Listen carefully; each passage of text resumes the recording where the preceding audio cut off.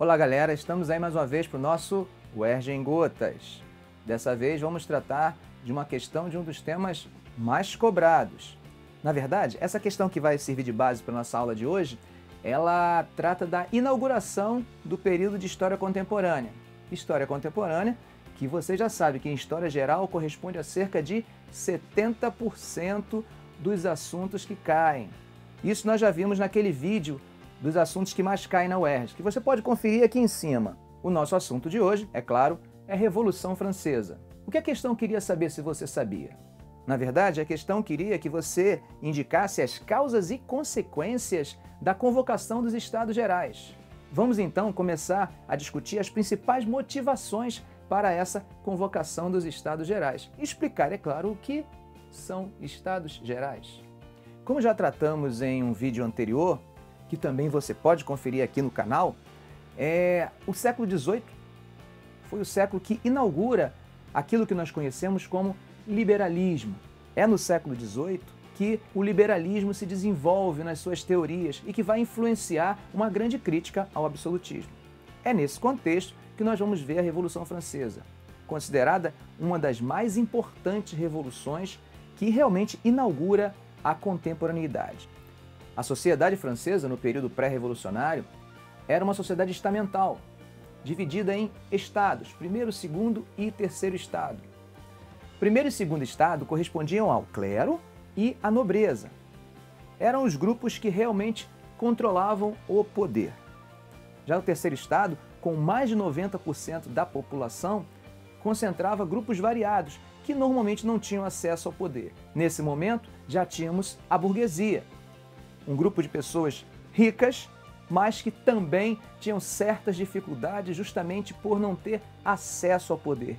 Tinham um poder econômico, mas não tinham poder político.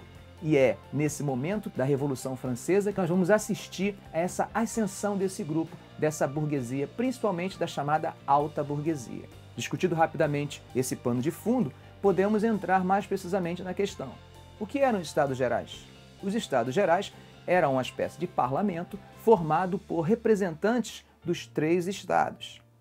É claro que os interesses desses três estados eram diferentes. Se existia alguma afinidade entre esses interesses, é óbvio que a proximidade entre o clero e a nobreza era muito maior do que o restante, ou seja, do que com o terceiro estamento.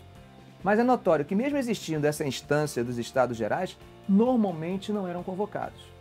Desde Luís XIV, os Estados Gerais jamais haviam sido convocados. E havia uma exigência para que eles fossem convocados em casos de aumento de impostos, em casos de guerra. Porque então, no final do século XVIII, nós teríamos a convocação desses Estados Gerais por parte de Luís XVI. Na verdade, há um conjunto de fatores que contribuem para isso. Podemos, por exemplo, pensar na questão financeira. Os gastos do Estado francês eram muito altos. Esses gastos estavam ligados à guerra, esses gastos estavam ligados também a uma grande rede de burocracia estatal.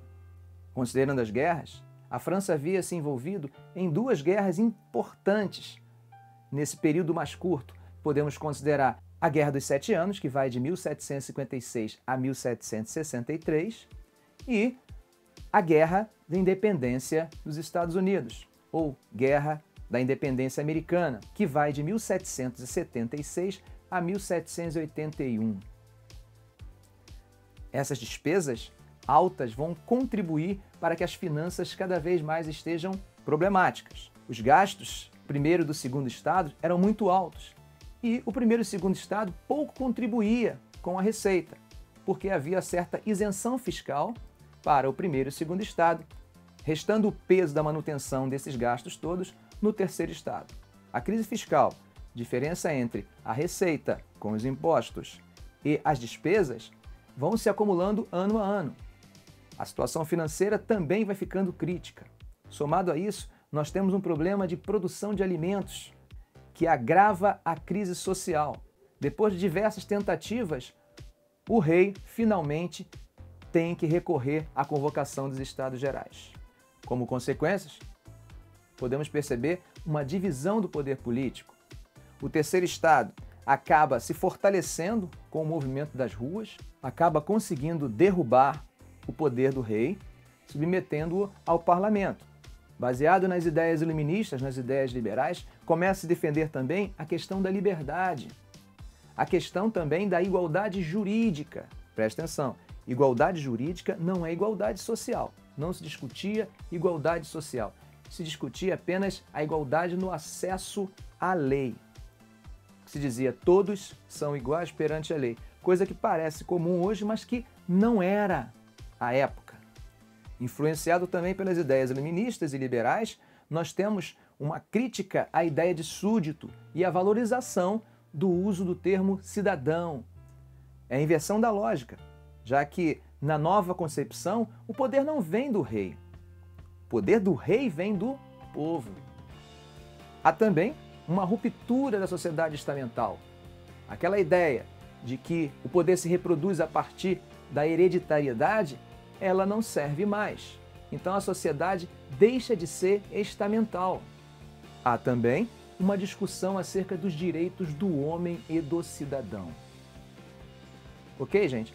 Era isso que você precisava saber para responder à questão.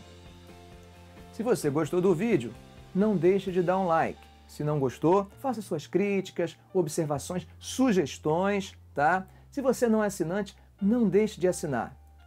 Não se esqueça, nos comentários nós temos um link para que você faça um simulado sobre esse assunto, tema importantíssimo.